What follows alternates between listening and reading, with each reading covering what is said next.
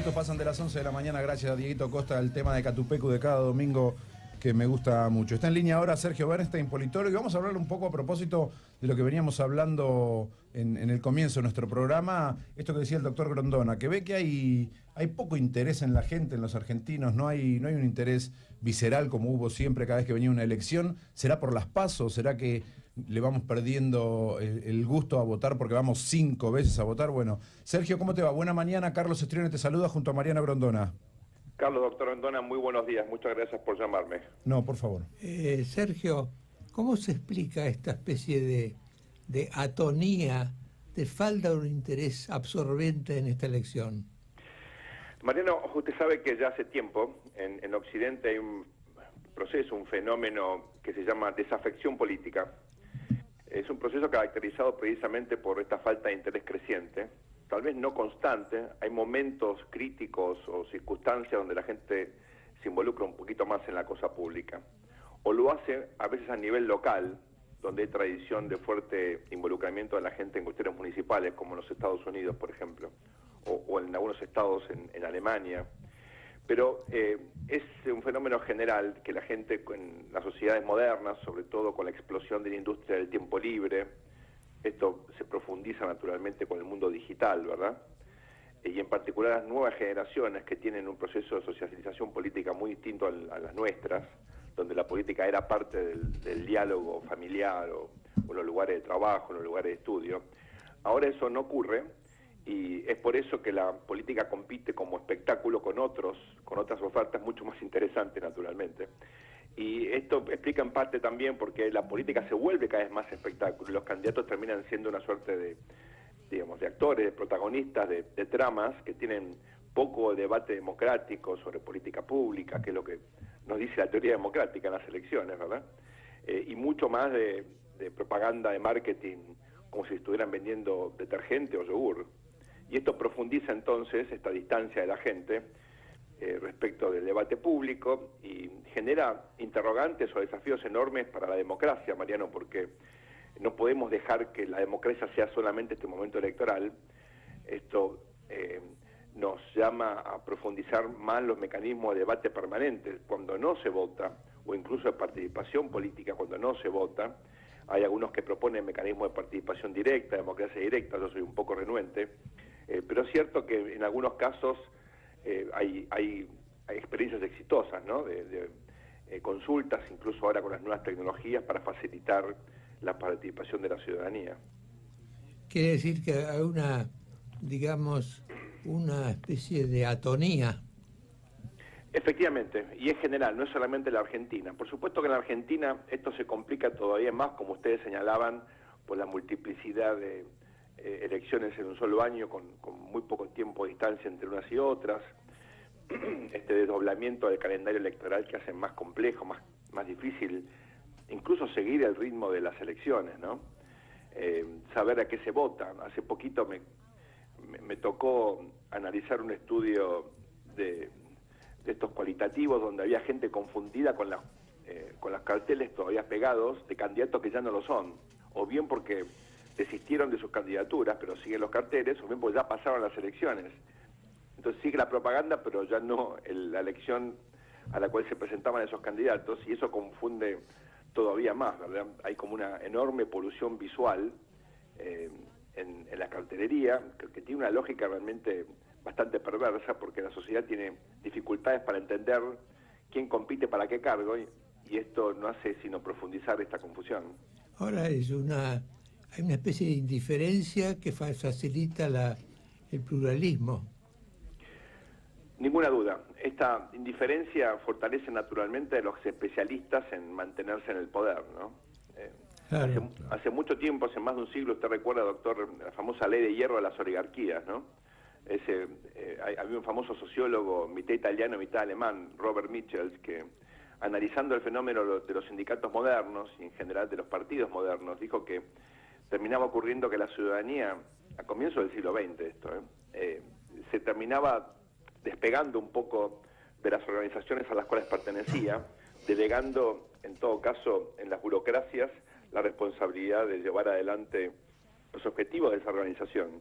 Y esto generaba entonces un círculo vicioso donde la gente participaba menos y los burocracias se mantenían cada vez más estables en el poder, y muchas veces, por supuesto, la distancia entre ellos era enorme, y la distancia entre las burocracias que defendían intereses contrapuestos era muy cercana, ¿no? Y esto se aplica un poco a lo que nos está ocurriendo ahora, donde los profesionales del poder gozan o se benefician de esta desafección, de esta atonía, de esta distancia entre la ciudadanía y la cosa pública. Ahora, esto no parece bueno para la democracia. No, no es bueno, pero es un desafío que yo creo que hay mecanismos tradicionales y otros innovadores como para enfrentarlos, Mariano. El juego institucional, que la República tenga fuerte división de poderes, que funcione bien la libertad de expresión, también pueden ser mecanismos para limitar por lo menos esta autonomía o el poder de las oligarquías, ¿no? Las instituciones deben justamente funcionar para que la ciudadanía no tenga que estar siempre en la calle tratando de que los valores fundamentales de la democracia sean efectivamente respetados, ¿no? Y para eso uno tiene que delegar en mecanismos autónomos, estandarizados, que funcionen sin que uno esté todos los días preguntándose si el Congreso cumple con su función, si la justicia cumple con su función. Y en términos de los mecanismos innovadores, bueno, obviamente esto involucra a muchos periodistas de todas las inclinaciones para que hagan su trabajo y estén siempre controlando el poder, eso es fundamental. Y también están las nuevas tecnologías, Mariano. Hoy la verdad que gracias a y yo no soy un fanático obviamente de las redes sociales, pero es indudable que la posibilidad de enterarse, de informarse y de coordinar estrategias entre los actores sociales, entre los ciudadanos, todo esto se facilitó muchísimo con las redes sociales, con las tecnologías de la información. Usted recordará, tal vez no es tan familiar para la audiencia, pero un famoso pensador norteamericano, Mancur Olson, ya hace mucho tiempo elaboró una teoría sobre las dificultades que tenían las sociedades para organizarse, ¿no? Los dilemas de acción colectiva, los llamaba él, porque decía que mucha gente para organizarse tiene altos costos de quién dirige, con qué mensajes, quién lidera. En cambio, él decía que los grupos pequeños tienen gran capacidad para influir, para hacer lobby, porque tienen menos costos de organización. Bueno, lo contrario ocurre ahora con las redes sociales, que facilitan claramente la coordinación de estrategias, y esto puede ser indudablemente un mecanismo que mejore, si no la calidad de la democracia, por lo menos la capacidad de control, ¿verdad? Claro, y al escucharlo usted, no sé si pensar que estamos progresando o no. Usted sabe que eso, Mariano, me hace acordar, una vez tuve la oportunidad de escuchar a un especialista en revoluciones chino, ¿verdad?, que analizaba la diferencia entre la Revolución Norteamericana, la Revolución Francesa y el proceso revolucionario en China. Y él decía que, mirando la Revolución Francesa, 200 años le parecía poco para hacer una evaluación completa, ¿no? Y yo creo que algo de eso aplica aquí, ¿verdad? Creo que siendo protagonistas o por lo menos mirando el proceso, estando cerca del proceso mientras está ocurriendo, es difícil tener una ponderación adecuada. Me parece que hay vectores en ambas direcciones, ¿no?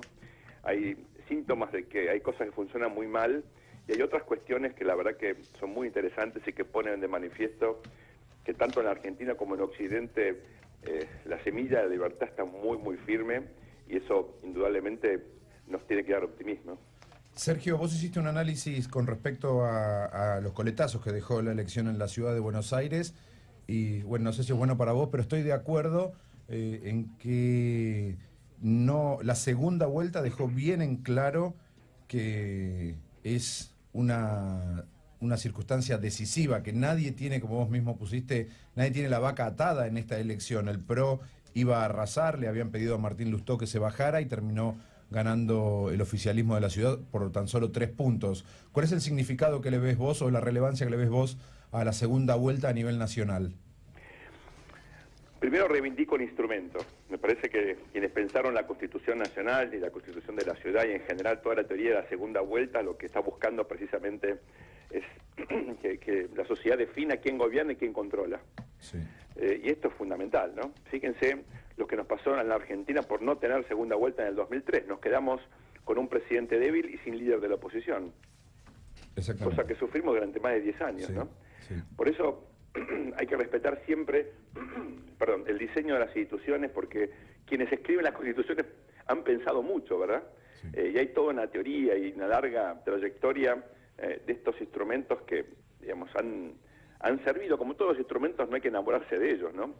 Cumplen ciertos objetivos, pero si uno quiere un gobierno fuerte y una oposición fuerte, que es lo que tiene que hacer funcionar la República funciona si hay competencia, si hay simetría en los recursos del que gana y el que pierde. Si no, la verdad que la vocación por dominar, si hay una gran mayoría y hay minorías muy, muy fragmentadas, es imposible que ningún diseño institucional funcione.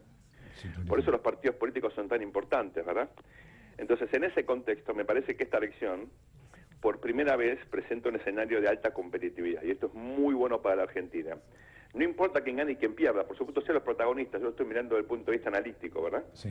Lo importante es que haya competencia, que la competencia obliga a los candidatos a contar qué van a hacer, que la sociedad pueda evaluar exactamente las virtudes y los defectos de cada uno de ellos, y que la representación parlamentaria también esté fragmentada. Es muy malo que haya mayorías predominantes, no importa quién sea la mayoría.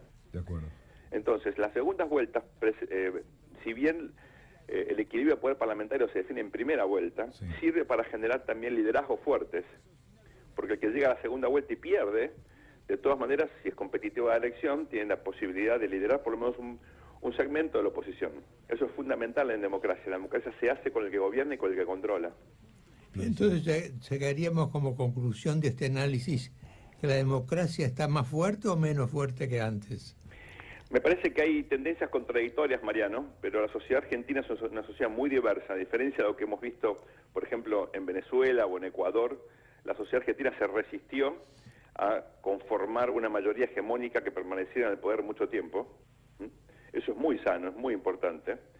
Lo cual no quiere decir que las instituciones funcionen bien. El desafío está siempre latente, está vigente, pero hemos aprendido, Mariano, en esta última crisis que vive Occidente a partir de la gran crisis financiera del 2008 en adelante, que en ningún lado la democracia está consolidada, ni tampoco que las instituciones que regulan el mercado son siempre las mismas.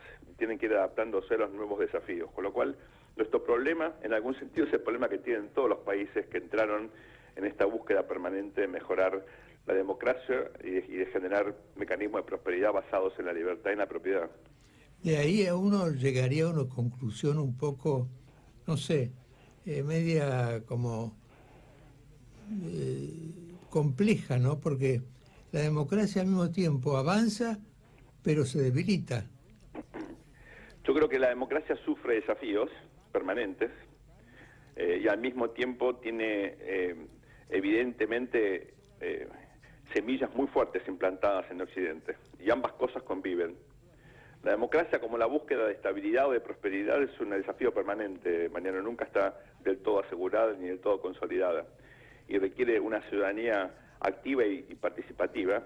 Como veníamos charlando antes, esto no siempre es posible, y es por eso que es necesario siempre alimentar o incentivar a que los ciudadanos se involucren en la cosa pública. Como sabemos que esto es un juego imperfecto, hay que estar atento, hay que estar alerta, evitando que se establezcan mecanismos autoritarios, a veces oligárquicos, que tienden a erosionar la calidad de la democracia.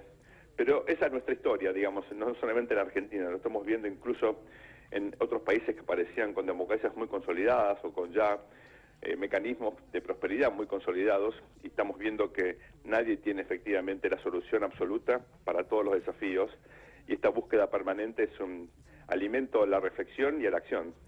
Nadie tiene la vaca atada. Exactamente. A pesar de, bueno, yo creo que sí, ayer en la rural hemos visto que había vacas atadas fantásticas, ¿verdad? Y no se quejaban, ¿eh? Y no se quejaban, No se efectivamente. quejaban. Gracias, Sergio. Un gusto enorme, buen fin de semana, gracias por llamarme. Igualmente para vos. Hablábamos con Sergio Bernstein, politólogo. Bueno, a propósito que estamos a una semana de las PASO. Los estamos convocando a todos ustedes a que nos contesten a través de nuestras vías de comunicación cuál es la característica que va a hacer a nuestro país aún más grande. La semana pasada preguntábamos cuál era el mal que aquejaba a la Argentina. Hoy les preguntamos al revés. ¿Cuál es la característica que va a salvar o que va a sacar a nuestro país de la situación en la que está y que cómo